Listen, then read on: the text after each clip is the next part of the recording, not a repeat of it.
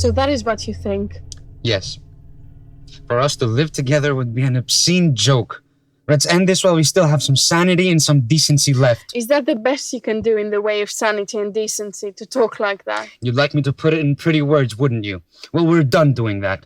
I feel like my face is covered with spider webs. I want to brush them off and get clean. It's not my fault you've got weak nerves. Why don't you try to behave like a gentleman instead of a hysterical minor poet? A gentleman, Helen, would have strangled you years ago. It takes a man with great notions of freedom and generosity to be the fool that I've been. I suppose you blame me for your ideas. I'm past blaming anyone, even myself. Helen, don't you realize that this has got to stop? We're cutting each other to pieces.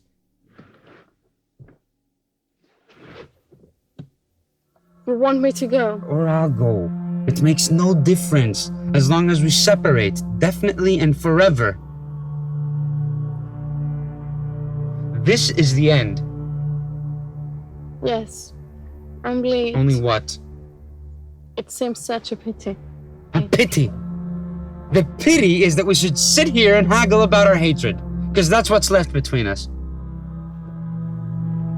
I won't haggle, Paul.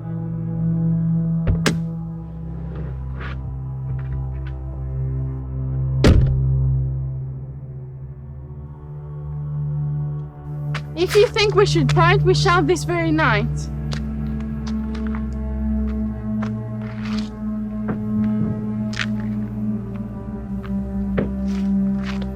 But I don't want to part this way, Paul. I want to be forgiven before I go. Can we end this without another sentimental lie? I'm in no mood to act out a pretty scene with you.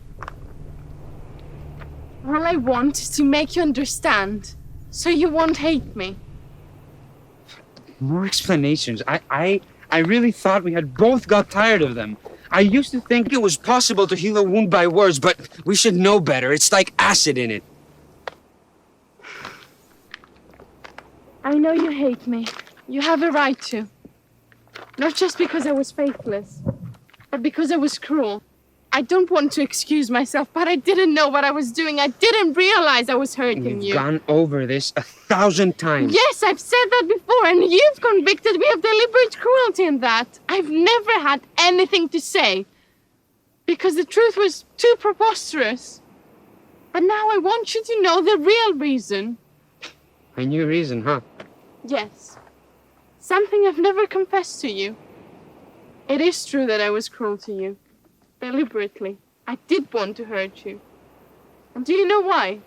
I wanted to shatter that Olympian serenity of yours. You were too strong, too self-confident. You had the air of a being that nobody could hurt. You were like a god. Was I ever Olympian?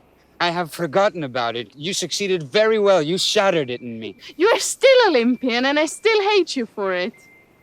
I wish I could make you suffer now. But I have lost my power to do that. It seems to me I've suffered enough recently to satisfy even your ambitions. No, or you couldn't talk like that. You stand there making phrases. I will have hurt you a little, but you will recover. You always recover quickly. You're not human. If you were human, you would remember that once we were happy and be a little sorry that all this is over. But you can't be sorry. You have made up your mind and can think of nothing but that. That's an interesting and novel explanation. I wonder if I can't make you understand, Paul. Do you remember when we fell in love? Something of that sort must have happened to us. No, it happened to me. It didn't happen to you. It was I who fell, headlong, dizzy, blind. I didn't want to love you. It was a force too strong for me.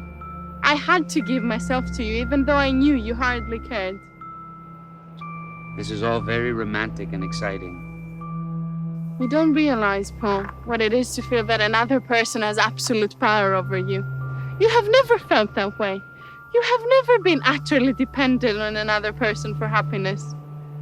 I was utterly dependent on you. It humiliated me, angered me. I rebelled against it, but it was no use. You see, I was in love with you, and you were free, and your heart was your own, and nobody could hurt you. Very fine.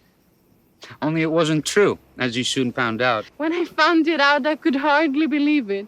You had said 1,000 times that you would not be jealous if I was in love with someone else too. It was you who put the idea in my head. It seemed a part of your superhumanness. I know I said all those things, but I wasn't a Superman. I was only a damned fool. And Paul, when I first realized that it might be hurting you, I stopped.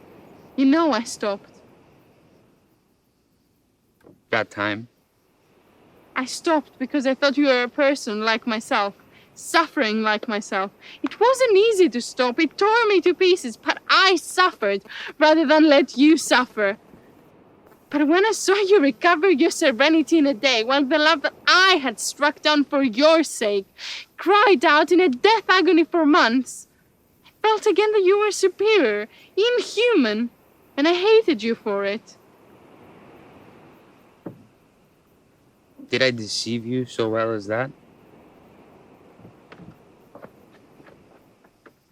You don't believe me. Do you think I have come through all this unhurt? There is nothing left for me.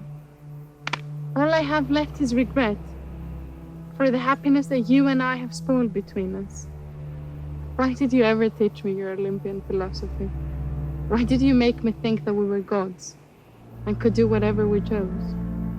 If we had realized that we were only weak human beings, we might have saved our happiness.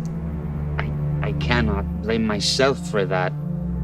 That's human nature. Human beings have love affairs within other love affairs. I also was unfaithful to you.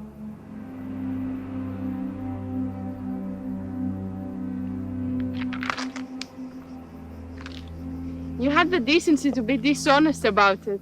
You did not tell me the truth in spite of all your theories. I might never have found out. You knew better than to shake my belief in our love. But I trusted your philosophy and flaunted my lovers before you. I never realized. Be careful, my dear. You're contradicting yourself. I know I am. I don't care. I no longer know what the truth is. All I know is that I feel like shit with everything that has happened. Why did it happen? Why did we let it happen? Why didn't you stop me? I want it back. Our old happiness, Paul. Don't you remember how beautiful everything was? This leads us nowhere.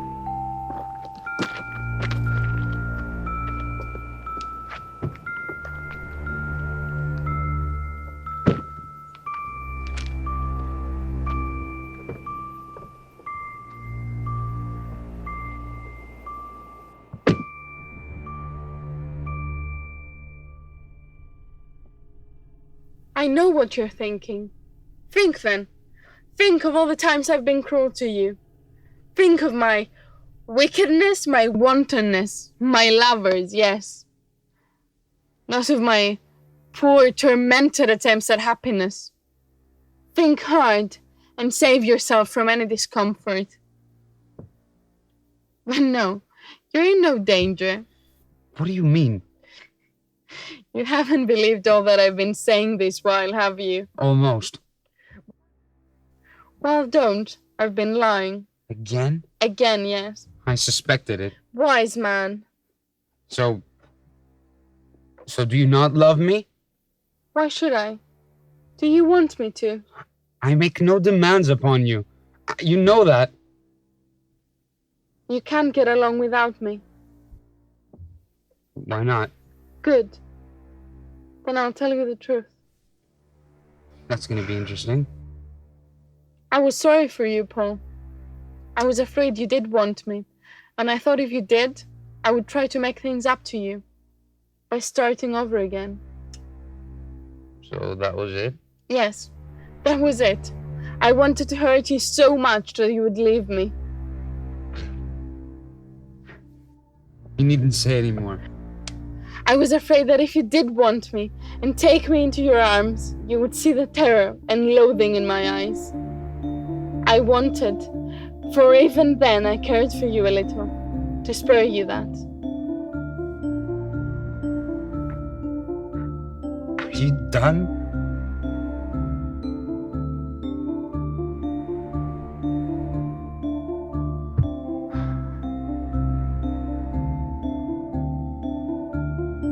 Do you know what day it is? It is the 8th of June. Do you remember what day that is? We used to celebrate it once a year. It is the day of our first kiss.